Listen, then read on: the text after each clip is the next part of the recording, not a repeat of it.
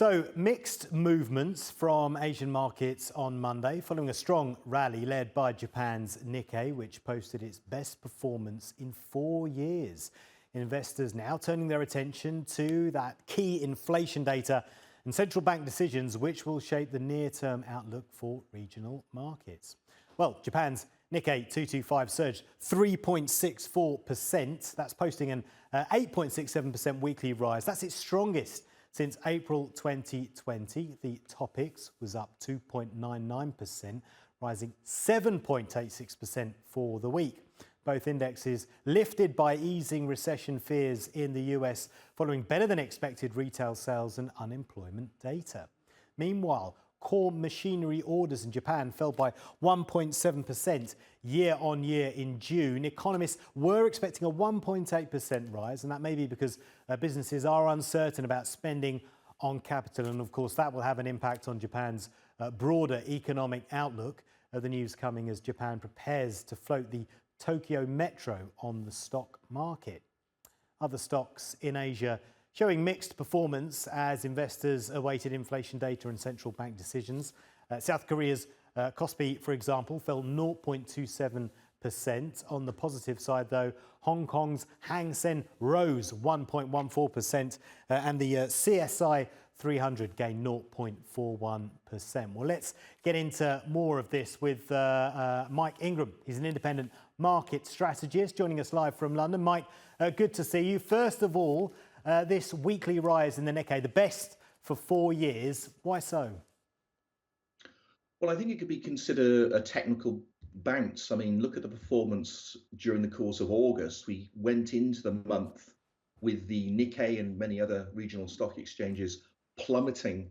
And this is all on the back of Japan raising rates by 0.1% on the 31st of July. So, we've had a horrible time in Japan, in the stock market. It's been a real roller coaster. So really what we've seen over the last week or so is a stabilization of market expectations. A bit of the panic selling has now been flushed out of the system. We've seen a stabilization of the yen because a lot of the impetus for the recent market falls has been the instability of the yen against the dollar, the so-called carry trade. And we're actually starting to see also some evidence of international investors taking another look at the Japanese equity market. They were significant sellers during the course of the second quarter. Signs here that perhaps they're seeking to re-engage. Well, that's interesting what you say about foreign investors looking at Japan, given we've just said that the Japanese businesses, they're not really spending on capital at the moment. Does that mean investors have more confidence in their economy than maybe the Japanese do?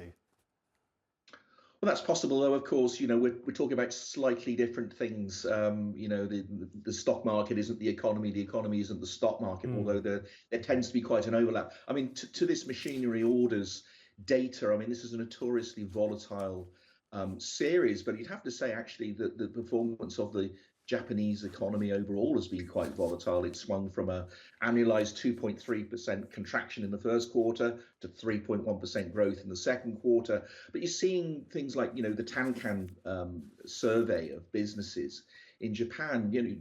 They've actually been quite worried about the overall level of, orders, demand, industrial production, and this sort of narrative that the Bank of Japan put in place earlier the year to justify rate rises and the end of QE, etc., was we were in this virtuous circle of consumption and growth. And it hasn't necessarily panned out at this point in terms of the incoming data over subsequent months.